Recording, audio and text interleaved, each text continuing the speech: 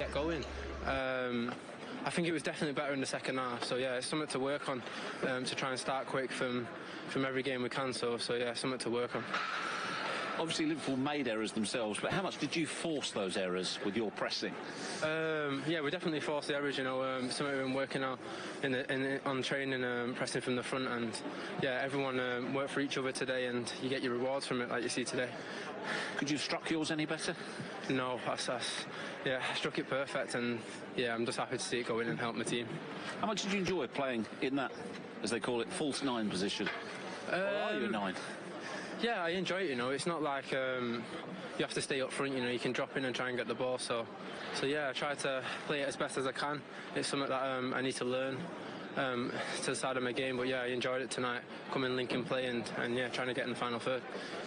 Brilliant stuff there from Phil Foden. Let's take you back to Graham Lasseau and Arlo White. We'll have so much time and we will analyse this drop-off from Liverpool this season, gentlemen. But Manchester City right now, just simply brilliant. Absolutely fantastic. 14 wins in a row. It's extraordinary. And you called it, I think, in the middle of the second half. It would have been easy for you to say that Gundogan was man of the match with his 2 goals. But you called Phil Foden. What impresses you about him the most? Well, there's so many factors. And just even in his interview, his enthusiasm, his willingness to learn. He said, I've got a lot to learn. His understanding of the game and the different positions. And my goodness, having Guardiola as a coach, what an opportunity. If you've got an open mind and you want to learn, what a great person to learn from. And I just think that every part of his game today was good. He was unselfish when he needed to be, made the right decisions at the right time, and then he was really selfish for his goal, and that showed a huge amount of confidence, belief and technique to get past Robertson on the inside, and then the ferocity of the finish that beat Alison. So a really all-round, really good performance by him. The first half performance by City at Chelsea on January the 3rd, for me, announced that City were massively in the title race because they had an indifferent start. Is there anything now that can derail them between now and the end of the season, even though it's, you know, it's a slightly odd season? Well, I think that's the point. I think there are so many things that would make anyone hesitant about calling who's going to win the league, because there are lots of outside factors at the moment, and we've got to remember that, you know, there's no crowd, so that has an impact on some players, some teams, more than others. But they're in their groove, aren't they? You can see they're really, really playing well. They're well organised.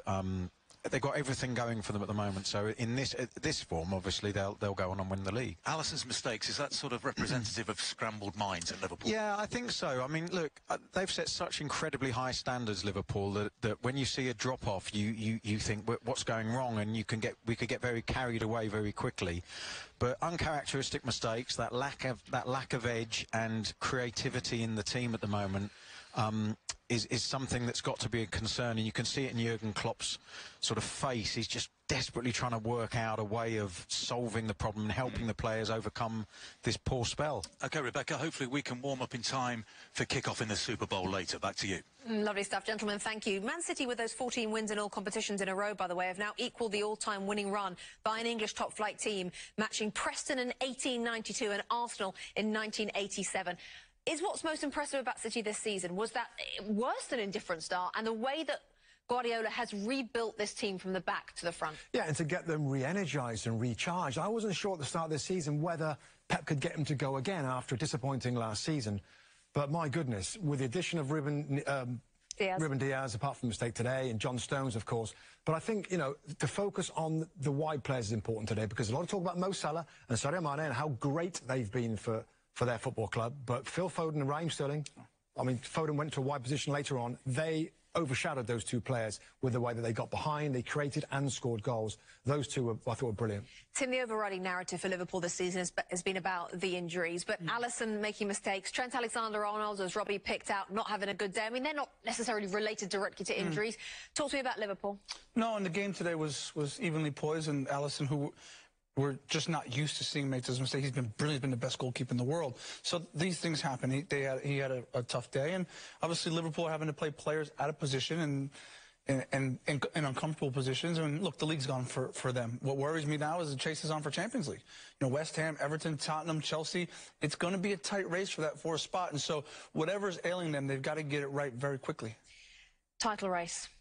Make a case for me. It's not over, is Manchester United can catch them. It's the only team that can. If everything goes well for United and Cavani stays fit and he's as sharp as he is now for the remainder of the season, there's a few ifs in there, but that's it. That's the only team that can catch them is Manchester United now, and we'll see how they go on. I mean, Man City can they keep this amazing run all the way through? They might be a period where they have a little drop-off. Man United have got to keep doing their thing to make sure they're in touch if City do have a little falter a little bit. The argument is that City have already had their drop beginning of the season. Yeah, they're playing well. By the way, Kevin De Bruyne is coming back soon. Oh, yeah, that's right. It's all without Kevin De Bruyne as well. He's half decent. OK, stay with us. We're going to have all the